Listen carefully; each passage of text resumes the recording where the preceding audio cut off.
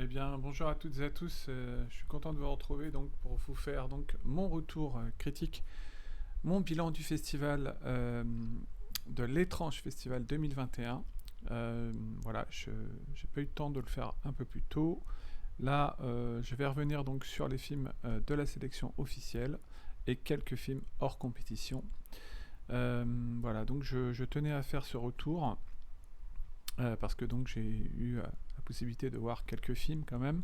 J'ai pas vu tous les films, je précise, mais j'en ai vu pas mal. Donc je vais vous faire mon retour critique sur ce que j'ai pu voir. Et bon, j'en ai vu pas mal quand même, donc on va essayer de passer en revue en fait tous ces films. Voilà, c'est un avis très subjectif.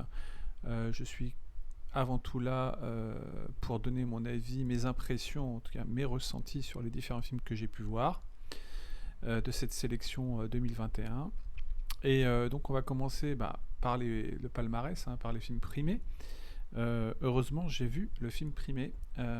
Voilà, donc je vais en parler tout de suite et je vais vous mettre les images en arrière-plan de ce film parce que il y a beaucoup de choses à dire. En tout cas, il y a des choses importantes à dire sur ce film norvégien de Eskil Vogt. Alors le premier film dont je vais parler, donc c'est le film qui a eu le Grand Prix. Donc c'est le film norvégien, excusez-moi, il faut que je me reprenne. Norvégien donc de Eskil Vogt. Voilà, donc ça s'appelle The Innocence. The Innocence, pourquoi parce que ça parle d'enfants, puisque c'est une bande de gamins en fait dans une sorte de banlieue en Norvège, donc qui vont je dirais découvrir qu'ils ont des capacités en fait, qu'ils vont découvrir qu'ils ont certaines capacités, en tout cas trois d'entre eux en particulier. Voilà, donc à partir de là, donc le film va se construire sur vraiment l'unité de temps, de lieu et d'action autour de ces gamins.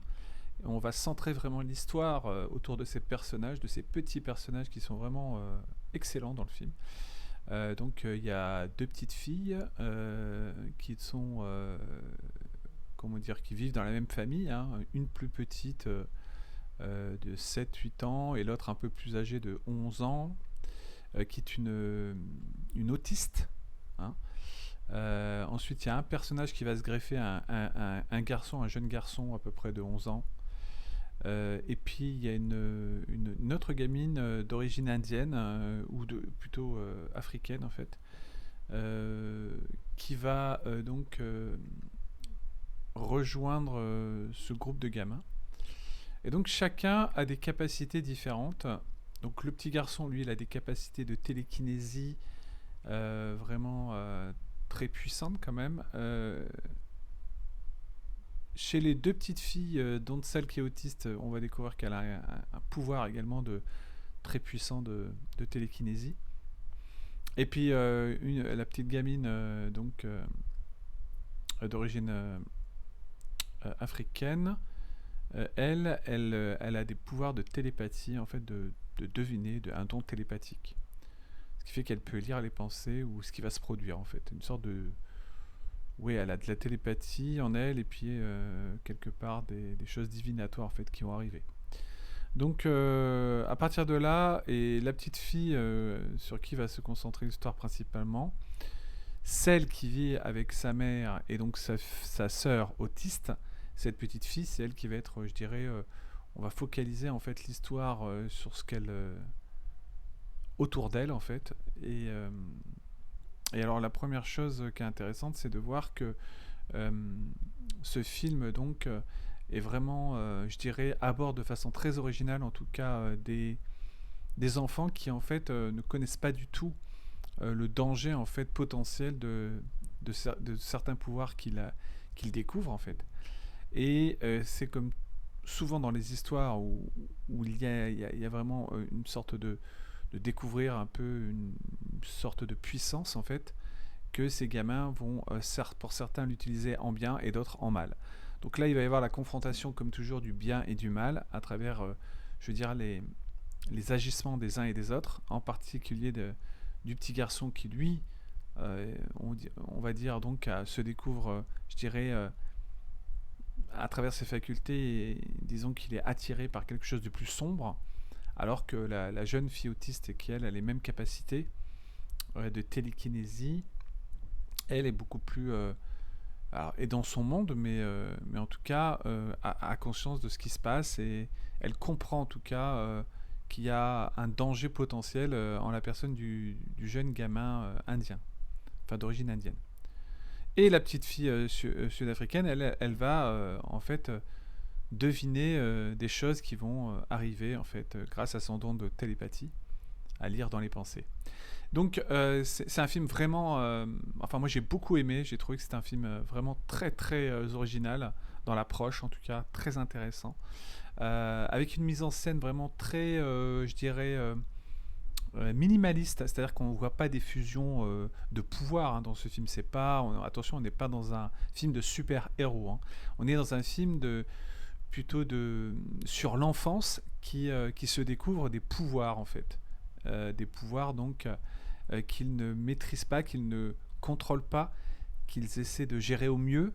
Et on va voir cette petite communauté, en tout cas, parce que le contexte est très social, hein, puisque ça se déroule dans une banlieue en Norvège, dans un quartier, on va dire, de bâtiments, hein, une sorte de cité, en fait. Donc une cité où à côté vous avez des bois, vous avez quand même un beau paysage, des beaux décors. Et puis là, de journée en journée, les gamins, bah, ils vont apprendre à se connaître et puis à découvrir qu'ils peuvent faire des choses. Et après, ben, là, à partir de là, ils vont découvrir qu'en utilisant ces pouvoirs, ben, certains vont l'utiliser pour faire des choses bien, d'autres pour des choses plus sombres. Notamment une scène qui a beaucoup fait parler d'elle avec un chat, donc je ne vous décrirai pas parce que j'ai pas envie de vous spoiler le film. Mais il y a vraiment des scènes très fortes dans cette histoire. On sent que le réalisateur, en tout cas, il a voulu vraiment faire quelque chose de beaucoup plus... n'ayant pas d'énormes moyens, il voulait faire quelque chose de beaucoup plus singulier, en tout cas dans l'approche, et c'est ce qui fait que le film fonctionne étonnamment bien. C'est justement par sa simplicité et en même temps par son efficacité de ce qu'il raconte. C'est-à-dire qu'en fait, les événements s'enchaînent, se succèdent jusqu'à vraiment des choses qui sont tout à fait intéressantes dans le récit. Alors, attention, moi j'ai été assez sceptique quand même de la fin, je l'ai trouvé pas vraiment... Enfin, la fin du film, pour moi, m'a laissé un peu justement sur ma faim. Mais quand même, le film est un excellent, vraiment une sorte de petit électrochoc quand même dans le genre, parce que franchement, ça aborde vraiment la question justement de l'utilisation d'un don et toujours de sa façon de l'appréhender, et même quand on est enfant, de savoir comment l'utiliser en fait. Voilà, donc c'est pour ça que c'est vraiment un film très très intéressant de ce point de vue-là. Et moi je trouve que ce Grand Prix, en tout cas de l'étrange festival, est tout à fait mérité par rapport aux autres films qui étaient en sélection. En tout cas, voilà, il y a un autre film qui méritait aussi pour moi le Grand Prix, hein, dont je vais vous parler, qui était vraiment absolument génial. Voilà, donc The Innocents, vraiment je recommande. Alors je n'ai pas de date de sortie pour ce film, aucune idée. Mais en tout cas, jetez-vous dessus. C'est un véritable petit ovni, un petit bijou atypique, différent en tout cas dans la façon en tout cas de raconter une histoire, avec une direction d'acteur vraiment excellente pour les gamins qui sont dans le film. Et voilà, donc je ne saurais que trop vous le conseiller. Voilà, une petite pépite hein, qui j'espère sortira en France. En tout cas, il sera repris comme il a eu le Grand Prix Nouveau Genre, il sera repris donc par Canal+, pour une diffusion évidemment sur les antennes, sur les chaînes, sur Canal. Voilà. Donc, je vais donc continuer donc mon bilan. Peut-être que je ferai un bilan ce soir des films, comme il y a quand même pas mal de films, je vais faire ça en deux parties. Donc voilà. Je vais donc enchaîner maintenant sur le prochain film. Le temps de vous présenter la prochaine, bien sûr, bande-annonce, voilà, qui concerne donc les différents films à vous présenter. Et je vais vous parler du prochain film en compétition, qui lui s'intitulait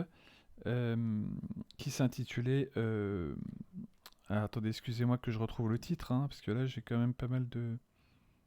voilà, je vais vous parler de... Je pourrais pas vous parler de deux films en particulier qui s'appellent Sweetie You Won't Believe It, c'est un film kazakh que je n'ai pu voir, et je n'ai pas pu voir également Riders of Justice avec Mads Mikkelsen.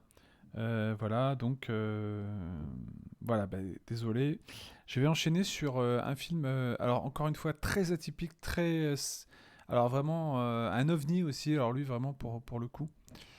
Et je vais vous en parler tout de suite. Voilà, donc j'arrive. À tout de suite. Voilà, voilà. Alors, le prochain film dont je vais vous parler, donc ça s'appelle... Alors, excusez-moi le temps que je repositionne donc l'extrait. Alors, c'est un film donc de Bertrand Mandico, donc qui s'intitule After Blue. Alors, là, ça va être simple. Je vais essayer de vous parler de ce film en essayant d'être, on va dire, un minimum explicite sur la chose parce que c'est tellement difficile à raconter ce film que je peux pas vraiment. Je crois qu'il faut le découvrir. C'est un ovni, une expérience. Puisqu'avec Bertrand Mandico, c'est toujours en quelque sorte des expériences ces films. Donc c'est un film qui va diviser, ça c'est sûr, qui ne fera pas d'entrée parce qu'il sortira sur un très petit circuit, j'imagine, en salle. J'ai pas du tout de date en salle de sortie prévue. Enfin, le film donc s'appelle After Blue. Euh, After Blue Dirt in Paradise, il me semble. Euh, et là, j'avouerai que franchement, attendez, hein, juste un instant, je recale la bande-annonce. Voilà, on va baisser un peu le son. Donc voilà, ce film vraiment très très très étrange, très atypique, encore une fois. Donc nous raconte l'histoire en fait d'une femme, une jeune blonde en tout cas, et sa mère qui vont dans une sorte de communauté, une planète qui s'appelle After Blue.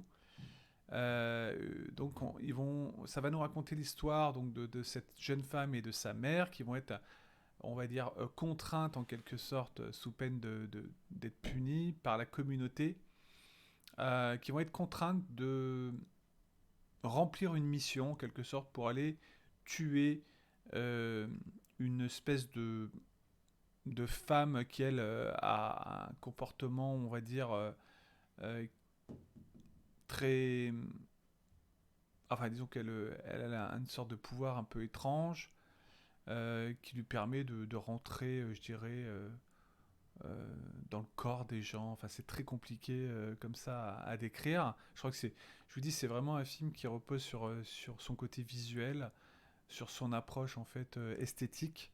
C'est un film très esthétique. C'est un film qui, pour moi, montre des images assez étranges, bien sûr. Toujours dans ce que, comme avait fait dans Les Garçons Sauvages Bertrand Mandico, encore que moi je trouve que Les Garçons Sauvages est vraiment beaucoup plus intéressant dans l'approche. C'était un film en noir et blanc, mais je trouvais qu'il y avait un propos, une histoire euh, vraiment qui sortait des sentiers battus, mais qui était assez captivante dans le genre, qui avait vraiment un fond, quelque chose. Dans After Blue, à partir du moment où cette jeune femme et sa mère donc partent vers cette quête pour on va dire, stopper cette autre femme qui a des drôles de pouvoirs, qui mélange aussi, en fait, elle a le pouvoir de susciter l'érotisme chez les femmes, puisque la planète est composée essentiellement de femmes, hein, quasiment. Donc voilà, une sorte de planète, oui, avec des décors un peu, je dirais, très colorés. Euh, et c'est très difficile à raconter l'histoire de ce film parce qu'en fait, pour moi, il n'y a pas d'histoire. Enfin, je veux dire, c'est un film contemplatif sur deux femmes qui cherchent à accomplir donc une mission, mais je vois pas la finalité. Pour moi, il y en a aucune. C'est vraiment un film qui soit vous vous laissez porter par les images et vous rentrez dedans, soit vous sortez un peu comme moi, vous mettez sur le bas côté et vous dites mais qu'est-ce que je suis en train de voir, ça m'apporte rien, ou vous allez trouver vite un ennui assez important durant le film, durant la projection, qui fait que Le film ne va pas très très loin, en tout cas en plus, il va pas non plus très très loin dans ce qu'il raconte. Ce qu'il raconte, moi je trouve que c'est assez... euh, justement, c'est pas... Je trouve que le réalisateur ne rend pas captivant ou plutôt attachant ces personnages. À aucun moment je ressens de l'empathie pour eux, en tout cas les deux principaux. Les personnages de méchants sont vraiment caricaturaux à l'extrême et enfin c'est comme ça que je l'ai ressenti en tout cas et moi c'est pas le genre de film que je pense que je reverrai parce que là j'ai du mal à rentrer dans son univers qui me raconte pas grand chose pour moi. Même s'il y a vraiment une touche artistique, hein, c'est évident, parce que ce Bertrand Mandico est capable de faire des choses visuellement assez décalées, originales, audacieuses, on va dire.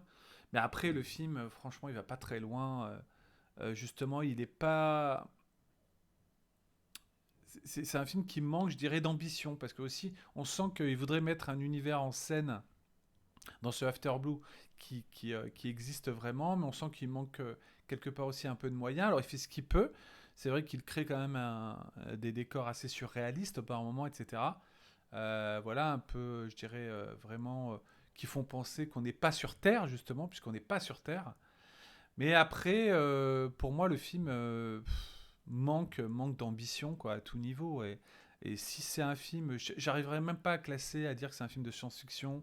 C'est un film, c'est un voyage, je dirais presque ésotérique, dans l'histoire sur une planète, voilà, en suivant deux femmes qui donc euh, poursuivent une tueuse blonde qui a des pouvoirs de transmission, d'érotisme, etc. Enfin, c'est un film vraiment qui est, pour moi, qui est vraiment qui n'a pas de finalité vraiment. Enfin, je veux dire, moi, à la fin de la projection, je me suis dit que ça raconte. Enfin, il y avait pas vraiment quelque chose de transcendant qui fait que le film vous marque, quoi. Enfin, je veux dire, moi, ça m'a pas marqué à aucun moment. Je me suis dit, là, je vais retenir cette séquence. Là, vraiment, ça a été très loin. Là, je pense que j'aurais envie de revoir. Là, j'aurais même pas envie de le revoir. Alors que Les Garçons Sauvages étaient beaucoup plus, je trouve, aboutis dans ce qu'ils racontaient. Parce qu'il y avait vraiment des personnages, je dirais, intéressants. Bah, justement, Les Garçons Sauvages en question étaient très, très intéressants dans l'approche. On avait vraiment envie de les suivre dans leur sorte d'odyssée. Puisque Les Garçons Sauvages, ça racontait une sorte d'odyssée aussi sur une île mystérieuse, on va dire. Et ici, la planète After Blue, Dirty Paradise, bah franchement, il y a rien quoi. En fait, je veux dire, c'est vide. Je trouve ce film creux. Je trouve que ce film manque, oui, cruellement d'ambition quoi. Il cherche à raconter. Justement, c'est peut-être parce qu'il est trop ambitieux que, pour moi, il se casse un peu la gueule quoi. En racontant cette histoire qui comporte des longueurs assez abyssales, assez importantes, où on sent le vide des dialogues, on sent vraiment des actrices en roue libre, où on a l'impression que c'est presque improvisé. Voilà, j'ai l'impression que par moments c'est un film qui est très peu écrit. Voilà, bon, il y a une belle photo, il y a des belles couleurs, il y a vraiment de la lumière, des lumières intéressantes au niveau des coloris, tout ça. Mais c'est pas parce qu'il y a une belle colorimétrie et des idées originales que le film après vraiment reste vraiment intéressant de par son scénario déjà, parce que pour moi, un film sans scénario, c'est, pour moi, le film n'a pas de scénario, quoi, quasiment pas, hein. C'est un pitch de base, et puis après, ça va être l'errance de deux personnages qui vont essayer de trouver un troisième personnage pour le tuer. Mais alors, franchement, il y a rien de surprenant. C'est tout du long, il y a absolument rien de surprenant dans ce film. Voilà, c'est un film laborieux pour moi, pas inintéressant, vraiment au centième degré, quoi. Mais alors, franchement, que j'ai déjà oublié, mais alors, tout à faire cessante. Voilà. Donc après, faites-vous votre propre avis. Il faut toujours, franchement, et des films comme ça, évidemment, atypiques de ce genre en France, bah, il en existe peu. Il faut saluer quand même Bertrand Mandico pour oser faire des films pareils, en tout cas qui sortent vraiment de l'ordinaire. Mais après, très franchement, il y a vraiment un problème de rythme, d'histoire, je veux dire, il n'y a pas d'enjeu, il n'y a rien, quoi. Je vous dis, pour moi, j'ai ressenti un film quand même assez vide dans l'ensemble, voilà. Ça reste mon avis, c'est très suggestif comme je l'ai dit, mais en tout cas faites-vous le vôtre. Si il sort, alors c'est un film qui va sortir sûrement qu'en salle parisienne, hein, je vois pas une sortie nationale, ça m'étonnerait, vu le sujet. Voilà, en tout cas, je dis que bah, des films comme ça, il en faut toujours évidemment, mais après c'est vraiment réservé à un public, je dirais, d'aficionados, de gens passionnés, puisque moi je connais des gens qui aiment ce que fait ce cinéaste, donc voilà. Euh, Après, moi, je trouve que c'est voilà, c'est pas tout à fait. Je suis toujours curieux de voir un film de Bertrand Mandico, mais après, franchement, lui, c'est en dents de scie, quoi, hein. Bon, il a fait que deux films, hein. Après, il a fait des courts métrages intéressants aussi. On verra pour son troisième, s'il y a un troisième. En tout cas, bah, écoutez, euh, si vous voulez tenter une expérience un peu différente, c'est à vous de ressentir et de voir qu'est-ce que vous pouvez en déduire. On passe, j'enchaîne donc sur le prochain film. On passe tout de suite donc au prochain avec donc cette fois-ci je vais vous parler, je vais vous parler de. Alors excusez-moi le temps que je retrouve quand même ce qu'il faut. Alors on va aborder cette fois. Juste un instant que je vous. Parce qu'en même temps, je fais les. Voilà.